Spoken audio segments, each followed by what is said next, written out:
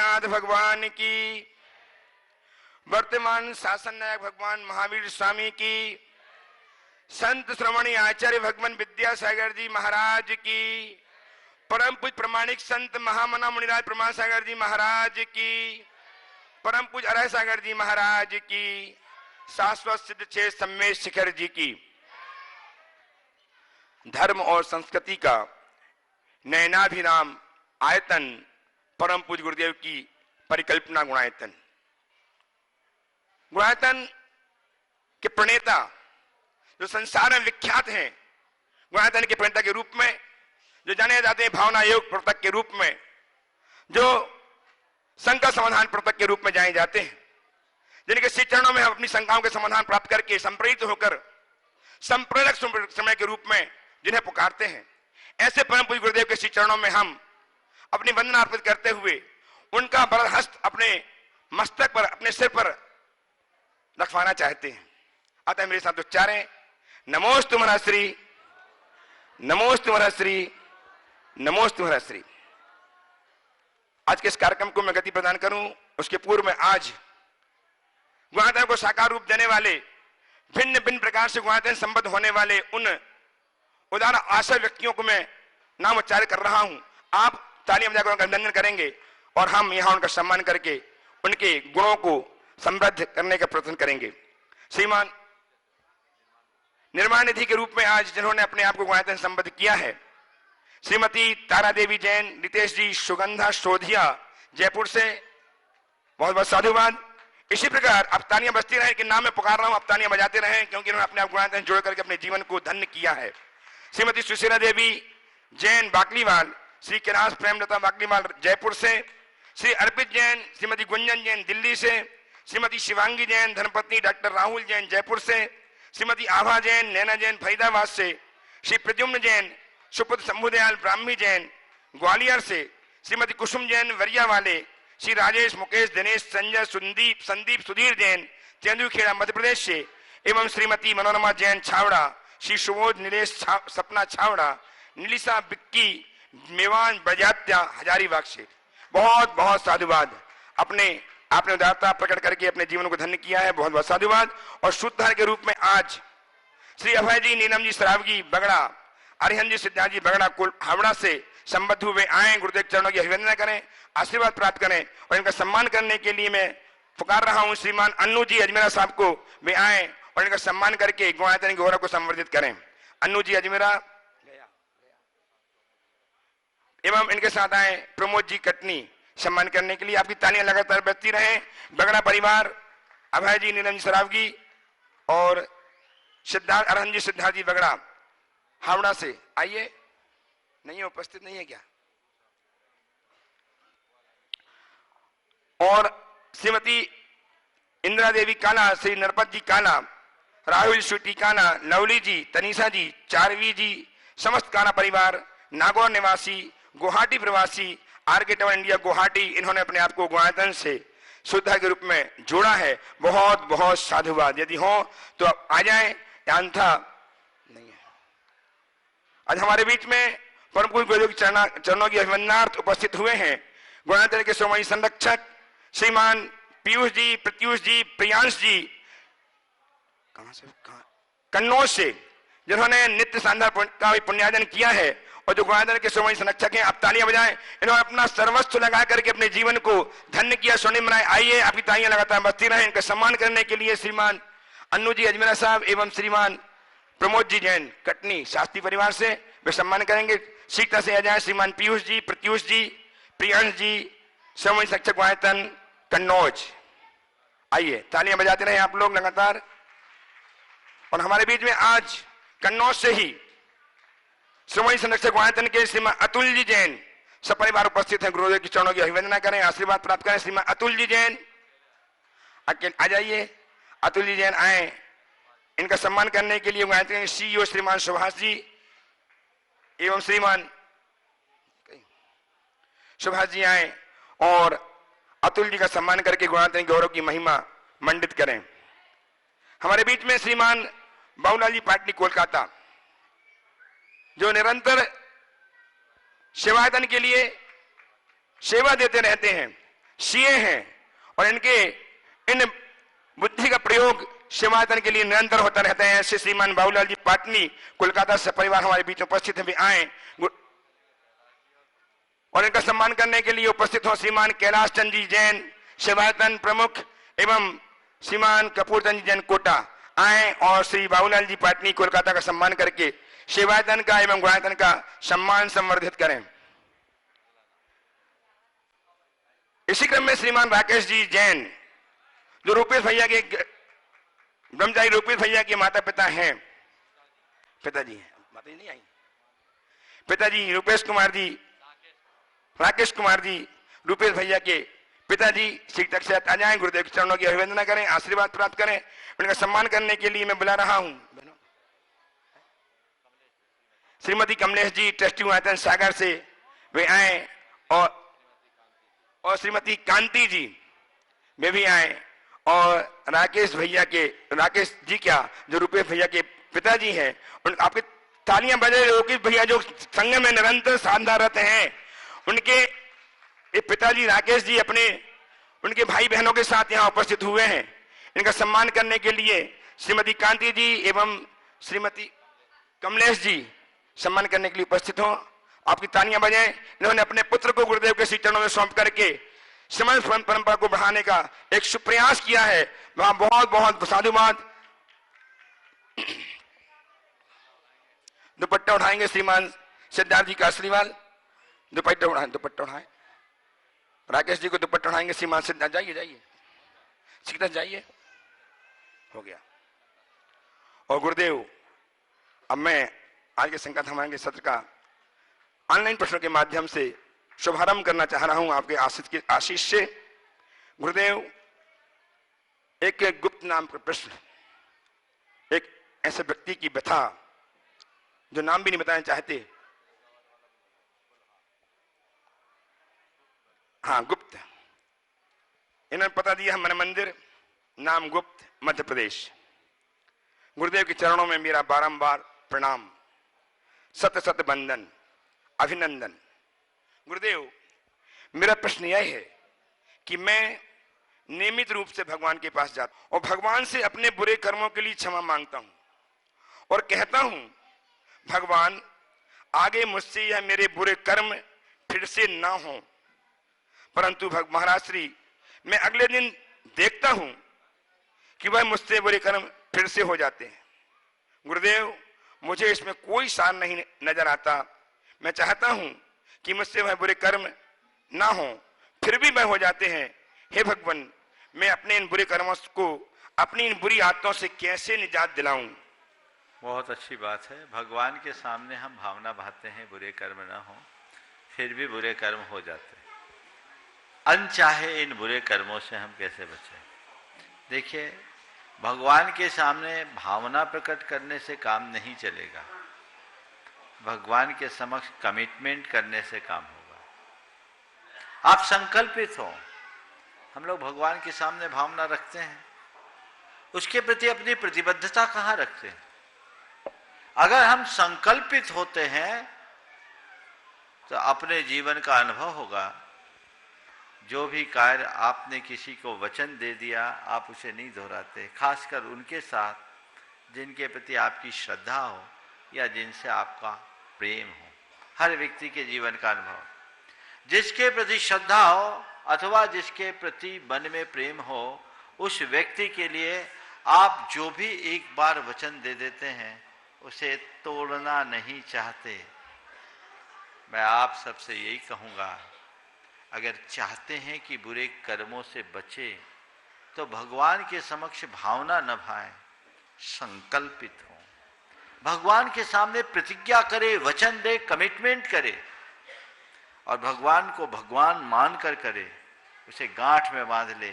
ये कमिटमेंट मैंने भगवान को दिया है।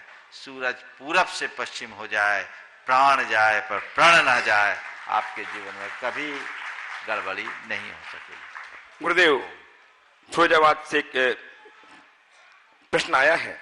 पूज्य गुरुदेव के श्री चरणों में सत सत नमन। पूज्य गुरुदेव फिरोजाबाद स्थित श्री दिगंबर जैन आश्रय क्षेत्र चंद्रवाड़ में 2 दिन पहले एक घटनाक्रम हुआ जिसमें क्षेत्रीय विधायक द्वारा जैन मंदिर की भूमि पर कब्जा और पुजारी के साथ मारपीट की गई एवं पुजारी पर झूठे आरोपों में फंसाया जा रहा है। इस संबंध में जैन समाज को क्या करना चाहिए? समाज अपने अहिंसा धर्म का पालन कर मंदिरों में बैठकर पूजा पाठ करें और भावना भाएं कि भगवान उस विधायक को सद्बुद्धि दें, या हाथों झंडे का डंडा लेकर के सत्ता सरकार के सामने आंदोलन करें और अपनी हजारों वर्ष पुरानी धरोहर को बचाने के लिए प्रयास करें? कृपया मार्गदर्शन दीजिए। देखिए, जो घटनाक्रम सामने उपस्थित हुआ बड़ा दुर्भाग्यपूर्ण है। हमारे तीर्थ, हमारे मंदिर, हमारी धरोहर है और शासन और प्रशासन से जुड़े हर व्यक्ति को ये जिम्मेदारी है कि उस संस्कृति के धरोहर की सुरक्षा करें। जिस चंदवाड़ की बात आप कर रहे हैं वो हमारा आश्रय क्षेत्र है। फिरोजाबाद के निकट भगवान चंद्र प्रभु भगवान की प्रतिमा, जो भारत की सबसे प्राचीनतम प्रतिमा है स्फटिक मणि की, वो वहीं से प्रकट हुई। वह क्षेत्र समग्र जैन समाज का एक बहुत ही महत्वपूर्ण क्षेत्र है। और क्षेत्र तो कोई भी हो, मंदिर हो, मूर्तियां हो, कोई भी धार्मिक संस्थान, वो हमारी धरोहर है। और उस तरह के धरोहर के साथ किसी तरह का खिलवाड़ समाज को कतई बर्दाश्त नहीं करना चाहिए। यदि किसी व्यक्ति ने निहित स्वार्थों के तहत ऐसा कुछ किया है तो हमें पहली कोशिश करनी चाहिए उस व्यक्ति से संवाद स्थापित करके बातचीत के माध्यम से उसका हल ढूंढने की। और यदि ऐसा नहीं होता तो लोकतांत्रिक अधिकारों का प्रयोग करते हुए आपको लोकतांत्रिक तरीके से उसका विरोध करना चाहिए। ऐसे स्थिति में मूक दर्शक बन करके बैठना अच्छी बात नहीं है। पूरी की पूरी समाज को आगे आना चाहिए। फिरोजाबाद और उसके आसपास की समाज बड़ी समाज है। और मैं तो कहता हूँ उत्तर प्रदेश में यदि घटना घटी है तो उत्तर प्रदेश में जैनों का बहुत बाहुल्य है। पूरे जैन समाज को आगे आकर के इस कार्य को अपने स्तर पर सल्टाना चाहिए, ताकि ऐसे लोग दोबारा किसी भी धर्म स्थल के साथ इस तरह का कृत्य न करें। तो सभी को इसमें अपना प्रतिवाद स्थापित करना चाहिए। मुझे पूरे प्रकरण का कोई अता पता नहीं है, लेकिन मैं एक बात जरूर कहूँगा, इतनी सलाह देना चाहूँगा, सीधे डंडा लेके आने की ज़रूरत नहीं है या सड़कों पर आने की ज़रूरत नहीं है।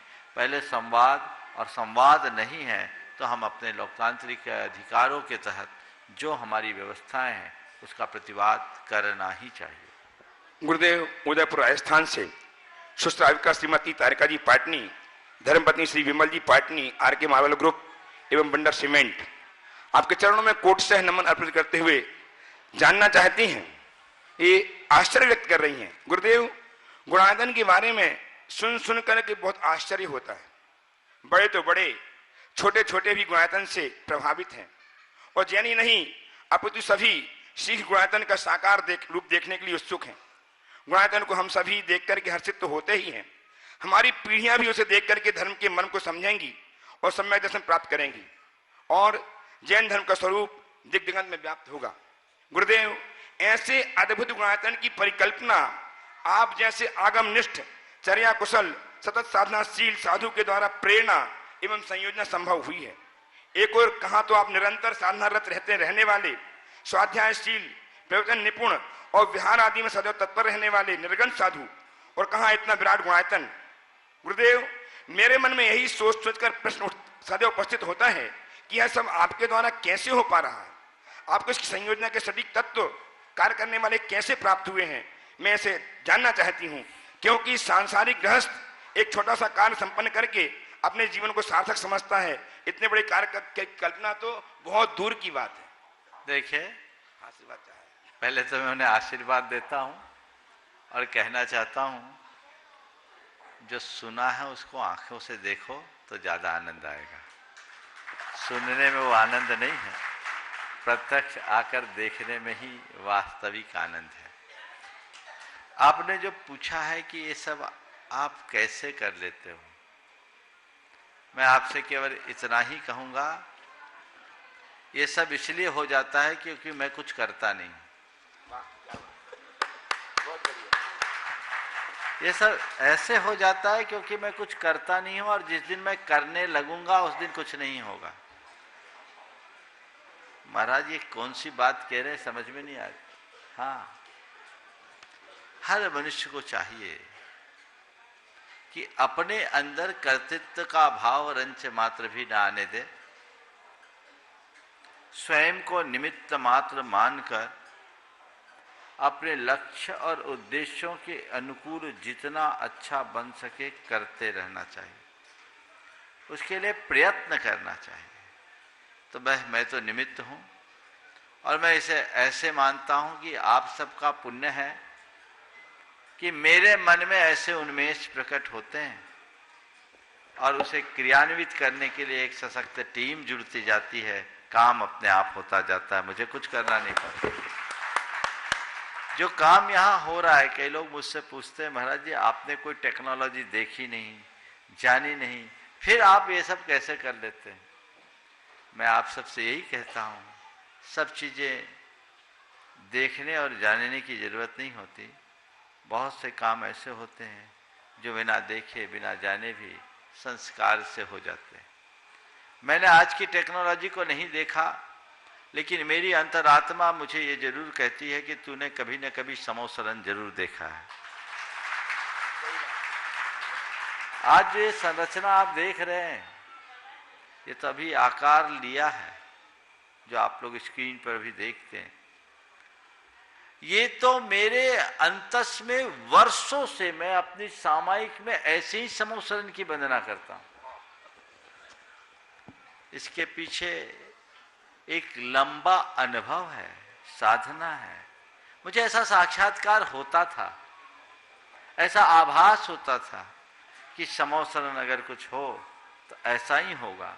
हमने शास्त्रों में जो समोसरण को पढ़ करके उसे अपनी कल्पनाओं में भरा, तो मुझे ऐसा लगा जैसे ये सब कुछ ऐसा ही होगा।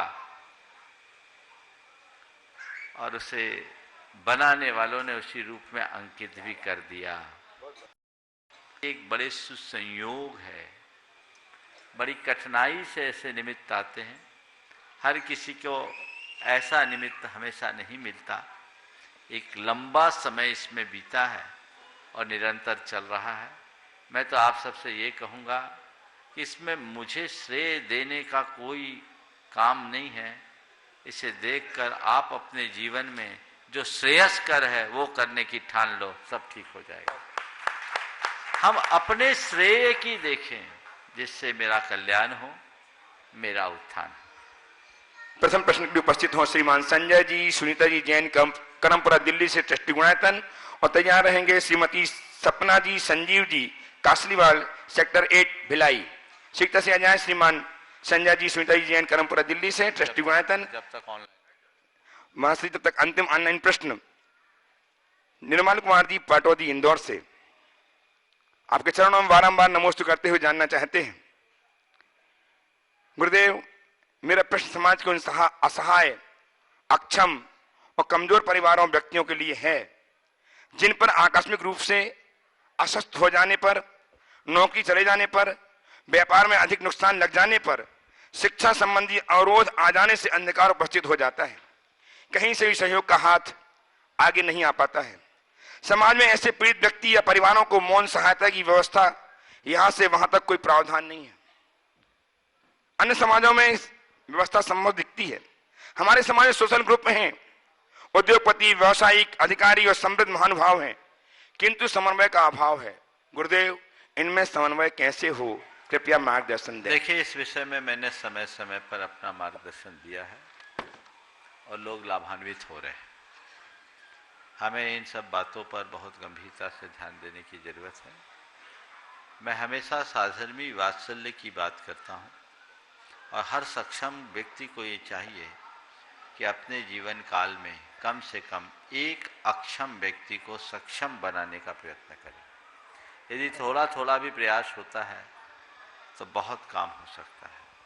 हमने जब लोगों को इस दिशा में प्रेरित किया, मेरे संपर्क के बहुत सारे लोग इस तरह का कार्य वैयक्तिक स्तर पर कर रहे हैं और उसके बहुत अच्छे परिणाम भी आ रहे हैं। और इस क्षेत्र में जैन समाज में बहुत ही अनुकरणीय और प्रशंसनीय कार्य अशोक जी पाटनी आर के मार्बल परिवार के माध्यम से कर रहे हैं। बहुत अच्छा कार्य। हजारों लोगों को उनकी तरफ से पेंशन, पढ़ाई के लिए अनुदान या अन्य कार्यों के लिए अनुदान दिया जाता है। ये बहुत उत्तम कार्य है। यदि हमारे समाज के सभी संभ्रांत परिवारों के द्वारा ऐसा होने लगे तो मैं समझता हूँ समाज में समस्या नाम की चीज ही नहीं बचेगी।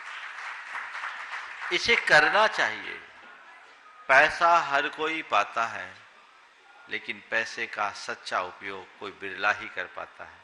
हम अपना स्थान उन लोगों में शामिल करें जो अच्छा उपयोग कर सके। हमारे शास्त्रों में लिखा है, जो व्यक्ति सक्षम होकर के भी, समर्थ होकर के भी किसी असमर्थ की मदद के लिए हाथ आगे नहीं बढ़ाता, उसके समर्थ होने पर प्रश्न खड़ा हो जाता है। उसका समर्थ होना ही प्रश्नांकित हो जाता है। तो हम अपने सामर्थ्य पर प्रश्न न उठने दें, अपने सामर्थ्य के अनुकूल जितना बेहतर हो सके सतत करने के लिए कटिबद्ध हो। आइए श्रीमान संजय जी, स्मिता जी जैन, करमपुरा दिल्ली से ट्रस्टी गुणायतन, और तैयार हैं श्रीमती सपना जी संजी कासलीवाल, सेक्टर 8 भिलाई। नमोस्तु महाराज जी, नमोस्तु नमोस्तु नमोस्तु। ओ महाराज श्री, जब से आपसे जुड़े हैं 4-5 सालों से, तब से शंकाओं का अपने आप समाधान हो रहा है। सारी इच्छाओं की पूर्ति पहले से अपने आप हो जाती है, और सबसे बड़ी इच्छा आज पूरी हुई हमारी। गुरु के सानिध्य भी मिला और प्रभु का भी वंदना हो गई हमारी एक ही जगह पे। तो हम ऐसा आशीर्वाद चाहते हैं कि हमेशा आपके उसमें रहें, सानिध्य में। हाँ, सवाल है तो पूछ लो कोई। हाँ, जल्दी से। नमस्ते गुरुदेव, नमस्ते नमस्ते। मैं भावना योग और शिव चक्र विधान की कुछ महिमा के बारे में बताती हूँ जो मेरे साथ घटित हुआ। हाँ, जरूर। महर्षि, आपने 2019 में नवंबर में ये कराया था सिद्ध चक्र विधान। उस टाइम जिस दिन शुरू हुआ उससे पहले दिन ही मुझे साइटिका का पेन हुआ। मैंने कहा अभी मैं दवाई नहीं लूँगी, 8 दिन तक मैं विधान करूँगी। घर पे बैठे टीवी के सामने ही मैंने विधान किया, और मैं पूरा टाइम ऐसे बेड पे ही रही, बस विधान करती थी, इतनी देर ही बैठती थी। फिर उसके बाद मैंने डॉक्टर को दिखाया, उन्होंने बोला ये तो साइटिका का पेन है। तो बोले कोई दवाई लेते हैं आप? मैंने कहा मैं बीपी की दवाई लेती हूँ और मेरी 7 साल से दवाई चल रही है। कह रहे आपको दवाई लेने की कोई ज़रूरत नहीं है। मुझे साइकोलॉजिकल ये हो गया था कि मेरे सिर में दर्द हो रहा है, आज मैंने दवाई नहीं ली। लेकिन उस दिन से मैंने दवाई बंद करी और तभी से मैंने भावना योग शुरू करा। आज तक मेरे को 30 साल शुरू हो गया है, मैं कोई दवाई नहीं ले रही हूँ। बहुत आपके भावना योग से नमस्ते गुरु। बहुत सुंदर। चलिए श्रीमती सपना संजीव जी कासलीवाल, सेक्टर 8 भिलाई से उपस्थित हों, और तैयार हैं श्रीमान पीयूष जी, प्रत्यूष जी, प्रियांश जी, श्रोमणी संक्षेप गायतन एवं नित्य सांधा पुण्यार्जक कन्नौज से। आ जाए शीघ्रता के साथ। ओ और तैयार हैं श्रीमान बाबूलाल।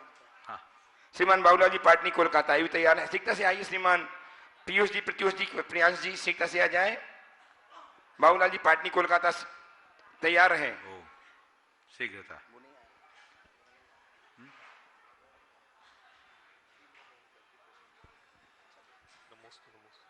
ओ जल्दी आइए, बोलिए बोलिए। नमोस्तु नमोस्तु नमोस्तु गुरुदेव। गुरुदेव, मेरा प्रश्न है कि जिस प्रकार समशरण में इतना वैभव होते हुए भी तीर्थंकर भगवान मतलब हवा में रहते हैं, कुछ टच नहीं होता, उस प्रकार मनुष्य भी कैसे डाउन टू अर्थ रह सकता है? देखो, मैं तो यही मानता हूँ भगवान के चरणों में ये वैभव केवल इसीलिए न्यौछावर होता है क्योंकि भगवान उससे अलिप्त होते हैं, और जो अलिप्त होता है सच्चे अर्थों में संपदा उसके चरणों में ही बरसती है। समोसरण की इस विभूति को देखकर हम एक निष्कर्ष पर पहुंच सकते हैं। हम धन के ऊपर बैठे, धन को अपने ऊपर न बैठने दें। धन के ऊपर बैठे, धन को अपने ऊपर न बैठने दें। गुरुदेव का एक बड़ा प्यारा सा वाक्य है। उन्होंने कहा, जन और जिन में बस इतना ही अंतर है। जिन और जन में बस इतना ही अंतर है। एक वैभव के सिर पर बैठा है, दूसरा वैभव को अपने सिर पर बैठाया। जो वैभव के सिर पर बैठे वो जिन, और जो वैभव को सिर पर बिठाए वो जन। तो सदैव धन के ऊपर रहो, धन को अपने से ऊपर मत होने दो। ये आदर्श जिस मनुष्य के जीवन में होता है वो वैभव के शिखर पर बैठने के बाद भी विनम्रता की मूर्ति होता है, और यही हमारे जीवन में होना चाहिए। आइए श्रीमान बाबूलाल जी पाटनी कोलकाता से। पीयूष हाँ बोलो। पीयूष जी पूछे। हाँ नमस्ते गुरुदेव। गुरुदेव, समस्मरण में जाने के बाद जीव को अत्यंत शांति का अनुभव होता है। मेरा प्रश्न ये है कि फिर जीव वहां से वापसी क्यों करता है? हाँ, वापस क्यों होता है? बहुत अच्छा सवाल है। एक बार समस्मरण में गए, भगवान के ही हो जाए, इससे अच्छा क्या होगा? ये हम सबकी बड़ी दुर्बलता है। हम भगवान को मानते हैं, भगवान को चाहते हैं, भगवान से प्रेम भी करते हैं, लेकिन हमारे साथ विडंबना ये है कि हम केवल भगवान को ही नहीं मानते, हम केवल भगवान को ही नहीं चाहते हैं। हमारा प्रेम केवल भगवान तक ही सीमित नहीं है, हम औरों को भी मानते हैं, औरों को भी चाहते हैं, औरों से भी प्रेम करते हैं। तो थोड़ी देर भगवान का प्रेम हमें अपनी ओर आकृष्ट कर लेता है, बाद में औरों का ख्याल आना शुरू हो जाता है, उनका प्रेम हमें खींचता है, हम भगवान से दूर हो जाते हैं। भगवान का बने रहना चाहते हो तो अपने समस्त प्रेम को एक पर केंद्रित कर दो, अपने सारे राग को एक जगह लाकर इकट्ठा कर दो, अपने सारे सरोकार केवल उनसे जोड़ दो, जीवन बदल जाएगा। और जिन्होंने ऐसा किया उनके जीवन में क्रांति हुई। इंद्रभूति गणधर ऐसे ही तो बने, वो गए भगवान के चरणों में, भगवान के हो गए। तो यही संसार है जो भगवान की शरण में जाने के बाद भी भगवान का नहीं बनने देता, वो हमें किसी और का बनाए रखता है। काश हमारी धारा बदले और हम अपने जीवन को एक सकारात्मक दिशा दे सके। उपस्थित हूँ पाटनी जी कोलकाता से अपने परिवार के साथ, और तैयार हैं बाजना छतरपुर से बाल कुमार जैन। गुरुदेव द्वय के चरणों में बार बार मेरा और मेरा परिवार का नमस्ते। गुरुदेव, मेरी शंका यह है कि अपने धर्म के अनुसार मनुष्य अपने कर्मों के अनुसार मरण के कुछ समय पश्चात दूसरी योनि ग्रहण कर लेता है, तो मरने के बाद उसके परिवार वाले उसके नाम से कोई कैंप लगाना या विधान करना या कुछ औषधालय खुलवाना, धार्मिक कार्य करते हैं, तो उसका फल किसको जाता है? क्योंकि हो सकता है तब तक वो 2-3 भाव भी बदल सकते हो। देखिए, सवाल अक्सर आता है और मैंने अनेक बार इस पर अपनी राय प्रकट की। अगर हम किसी के मरणोपरांत उसके नाम से कुछ भी करते हैं तो ये उसके ऋणों का स्मरण हो सकता है, उसके प्रति कृतज्ञता की अभिव्यक्ति का माध्यम बन सकता है, लेकिन उस व्यक्ति के लिए पुण्य का निमित्त नहीं बन सकता। पुण्य तो केवल उसका होगा जो उसे कर रहा है। इसलिए मैं सभी को सलाह देता हूं, तुम इस भरोसे छोड़कर मत जाओ कि मेरे जाने के बाद मेरी संतान मेरे नाम से कुछ पुण्य करेगी। क्या पता पुण्य करेगी भी कि नहीं करेगी, और जो पुण्य करते भी हैं ना, जितना पुण्य करते उसका 10 गुना पाप पहले करते हैं। इसलिए अपनी संपत्ति का सही उपयोग करो, जो करना अपने हाथों कर जाओ। आप जो करोगे पूरा पुण्य होगा और वो तुम्हारे खाते में जाएगा। संतान को सौंपोगे तो पता नहीं वो क्या करेगी। सबकी एक जिम्मेदारी होनी चाहिए, जो अपना कर्तव्य है उसका पालन करे, संतान के लिए जो उसका हक है वो उसे दे, और बाकी जो अपना है, अपने पास है, उसे इस तरीके से विनियोजित करे कि जीवन भर हम उनका उपयोग तो करें ही, जीते जी उसका हम सही उपयोग सुनिश्चित करके जाएं कि ये आज मैं अपने हाथों से इतना दे रहा हूं और जो अभी दे नहीं पाया वो भी मैं कागज में दे रहा हूं, कागज में दे रहा हूं। और ये जब तक मैं जीवित हूं तब तक मैं इसका कस्टोडियन हूं, मैं इसका मालिक नहीं। अब मेरे चले जाने के बाद ये इस परमार्थ कार्य में लगेगा और इसका उपयोग ऐसा हो। उपस्थित वार्ड सतपुर से श्रीमान बालक कुमार जी जैन तैयार हैं। अतुल कुमार जी जैन कन्नौज से श्रोमणी संरक्षक गुणायतन। श्रीमान अतुल कुमार जी जैन श्रोमणी संरक्षक गुणायतन कन्नौज। दुई गुरुदेव के आ जाएं। चरणों में सत्सद्वार नवस्तु बंदन अभिनंदन। गुरुजी बंदन।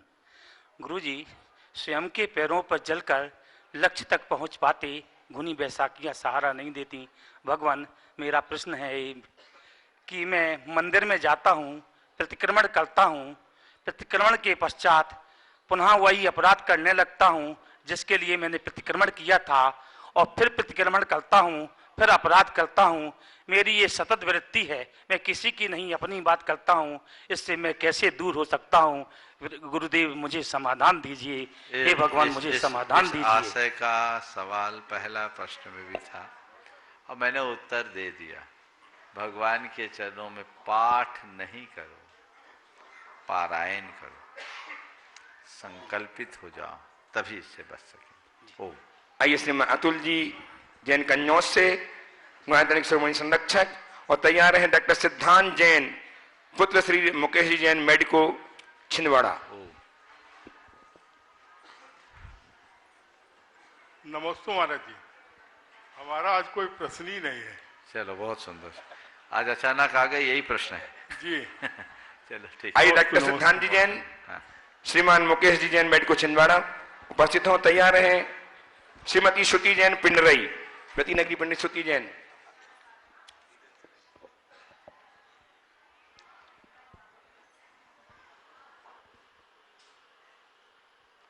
आइए डॉक्टर साहब सिद्धांत जी जैन शीघ्र से आइए, और शीघ्र से तैयार हैं श्रीमती श्रुति जैन पिंडरई। तैयार हैं श्रीमान जितेंद्र जी जैन बेंगलोर ट्रस्टी गुणायतन। जितेंद्र जी जैन बेंगलोर ट्रस्टी गुणायतन तैयार रहेंगे, शीघ्र कीजिए, बोलिए। नमस्ते महाराज जी। परम पूज 108 आचार्य श्री विद्यासागर जी महाराज जी, आचार्य श्री विराग सागर जी महाराज जी, मुनि श्री प्रमाण सागर जी महाराज जी, अरहर सागर जी महाराज जी को मेरे और मेरे परिवार का कोटि कोटि नमन। मैं डॉक्टर सिद्धांत जैन पिता श्री मुकेश जैन मेडिको छिंदवाड़ा एम्स दिल्ली में एमडी जीनेटिक मेडिसिन कर रहा हूँ, अध्ययनरत हूँ। महाराज जी आपके सानिध्य में हमारे परिवार द्वारा 2014 में श्री सिद्ध चक्र महामंडल विधान गुणायतन में ही संपन्न हुआ था, जो कि जिंदगी भर हमें याद रहेगा। मुनिश्री, मैं उन जैन छात्रों जो कि एमबीबीएस व एमडीएमएस कोर्स करना चाहते हैं, उनके लिए हमारे देश में 2 मेडिकल कॉलेज हैं जहां पर 50% सीटें जैन छात्रों के लिए आरक्षित हैं, परंतु उनके परिजन आर्थिक रूप से सक्षम नहीं होने के कारण वह आरक्षित सीटें दूसरे वर्ग के छात्रों को परिवर्तित कर दी जाती हैं, जिससे कि हमारे जैन छात्र जो कि योग्यता होने के बाद भी डॉक्टर नहीं बन पाते हैं। गुरुवर, मेरा आपसे ऐसा निवेदन है कि एक ऐसा ट्रस्ट बनाया जाए जिसमें ट्रस्टीगण मेडिकल, आईआईटी आदि कोर्सेज के लिए वर्तमान में आर्थिक रूप से अपना योगदान उपकार करें, और बाद में समस्त छात्र कोर्सेज कंप्लीट करने के बाद निर्धारित समय के अंदर लगाई गई राशि उन ट्रस्टीगणों को वापस कर दी जाए। देखिए, बहुत अच्छी बात है, पर इसकी अभी कोई आवश्यकता नहीं। आवश्यकता थोड़ी सी जागरूकता की। सरकार ने ये सारी सुविधाएं पहले से सुनिश्चित कर रखी। अब जैन समाज को अल्पसंख्यक समाज के रूप में जाना जाता है, और अल्पसंख्यकों के लिए एजुकेशन के लिए बहुत सारी सुविधाएं बहुत न्यूनतम ब्याज दर पर सरकार देती है। लेकिन मेरी पास जैसी सूचनाएं हैं उसके अनुसार अभी जैन समाज इस तरफ कुछ तत्परता ही नहीं दिखाती। चूँकि मेडिकल हो या इंजीनियरिंग हो या और कोई हायर एजुकेशन, ये बहुत व्यय साध्य है। एक में 5-5, 10-10 लाख रुपया तो कम से कम मेरे ख्याल से लगता होगा, ज़्यादा ही लगता होगा। इतने रुपए में किसी व्यक्ति को मदद देने की कोई ऐसी व्यवस्था करना बहुत कठिन है, क्योंकि रिक्वायरमेंट इतने ज़्यादा आ जाएंगे कि शायद उसकी पूर्ति नहीं हो सकती। और इस क्षेत्र में वे ही लोग जाते हैं जो बड़े प्रखर और प्रतिभावान लोग होते हैं। मैं तो चाहता हूँ इस क्षेत्र में जो भी लोग जाए वो किसी के सहयोग से न जाए, अपनी दम पर जाए और इस तरह से आगे बढ़े कि सबको सहयोग दे सके। तो उनको अपनी मानसिकता बदलनी चाहिए और शासन की नीतियों का फायदा लेकर लोन उठाकर अपने एजुकेशन को पूरा करना चाहिए। फिर जब सक्षम हो जाए चुका दे। ये चीजें जो समाज में व्यवस्थाएं हैं, हमें और कार्यों के लिए भी तो बहुत चाहिए। जी महाराज। आज जिनकी अभी बेसिक क्वालिफिकेशन करने में भी जो असमर्थ हैं, पहले उनको सहयोग देना चाहिए या जो उच्च शिक्षा में जाने वाले सक्षम लोग उनको देना चाहिए। तो बहुत सारे लोग हैं जो लोगों को शिक्षा के क्षेत्र में सहयोग देते हैं। मेरी एक व्यक्ति से ऐसी चर्चा हुई तो उन्होंने मेरे सामने ये सुझाव रखा कि महाराज जी ये व्यवहारिक नहीं, हमें बेसिक क्वालिफिकेशन में कमी ना हो ये सुनिश्चित करना चाहिए और व्यक्ति को इस लायक बनाना चाहिए कि किसी भी तरीके से अपना वो गुजर बसर कर सके। और फर्स्ट डिजर्व देन डिजायर की बात भी होनी चाहिए। कई लोग हैं मेरे पास भी आ जाते हैं, देखता हूं कि उनका रिजल्ट तो बिल्कुल अच्छा नहीं है, फिर भी चाहते हैं कि आपका आशीर्वाद मिले, मैं सीए की पढ़ाई कर लूं, मैं इसकी पढ़ाई कर लूं, उसकी सेकेंड क्लास का रिजल्ट है और सीए की पढ़ाई करना। अब ऐसे व्यक्ति को कोई सहयोग भी देगा तो कितना निकलेगा। एक ऐसा प्रकरण मेरे पास आया, बोले तुम जितना सहयोग पढ़ाई के लिए मांग रहे हो उतना सहयोग अपने व्यापार के लिए ले लो, खड़े हो जाओगे, जिंदगी बन जाएगी। तो इस बात पर बहुत व्यापकता से समझकर चलना चाहिए। और मैं पुनः कह रहा हूं, इस क्षेत्र में आप सब जितना लाभ ले सके ले। आज से कुछ दिन पूर्व इस मंच से मैंने 2 व्यक्तियों के नाम का उल्लेख किया था, अनिल बड़कुल एबी न्यूज वाले गुना और डॉक्टर बिमल जैन जबलपुर। शायद प्रमाणिक ऐप में दोनों के नाम उपलब्ध है, नंबर उपलब्ध है, आप उनसे संपर्क कीजिए।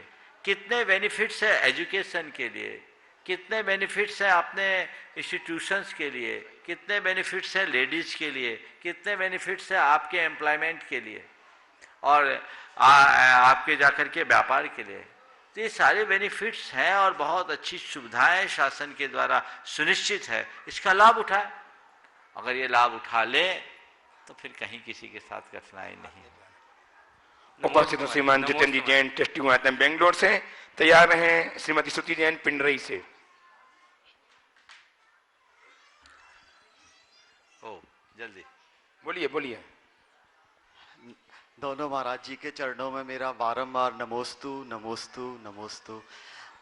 महाराज जी कुछ दिन पहले किसी चर्चा के दौरान मैंने ये सुना कि मंदिर जाने वालों और मंदिर नहीं जाने वालों में अंतर नहीं दिखाई देता है। मैंने उस स्टेटमेंट को उस पर बहुत विचार किया। मैंने पर्सनली अपने जीवन में भी झांका कि क्या अगर कोई मुझे देखे तो क्या ऐसा लगेगा। तो मैं बस यही कहना चाहता हूँ और आपसे आशीर्वाद लेना चाहता हूँ और जानना चाहता हूँ कि जो मंदिर जाने वाले हैं वो क्या ना करें जिससे कि अपनी छवि को अलग बनाए रखें। देखिए, जिन्होंने भी ये वाक्य कहा है वो वाक्य नहीं, एक आईना है, आईना है, दर्पण है।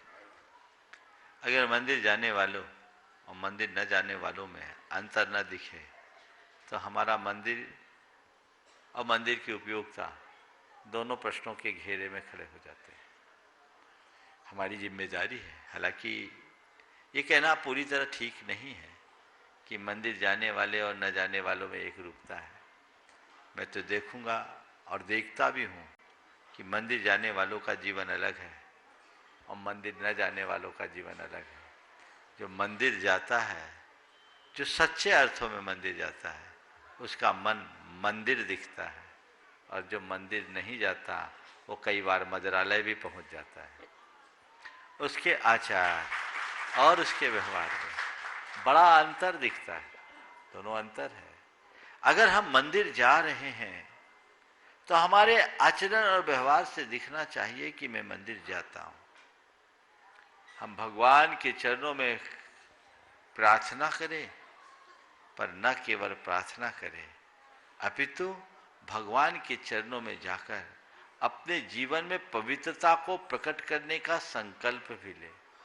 अपने आचार, विचार और व्यवहार में वो पवित्रता होनी चाहिए। हम ज्यादा कुछ ना कर सके तो कम से कम इतना तो करें कि हम मंदिर जा रहे हैं। मैंने एक दिन कहा था कि भगवान को जो पसंद हो उसे तुम करो, न करो तुम्हारी इच्छा। भगवान को जो पसंद हो उसे तुम करो, न करो तुम्हारी इच्छा, पर भगवान को जो नापसंद है उसे कभी मत करना।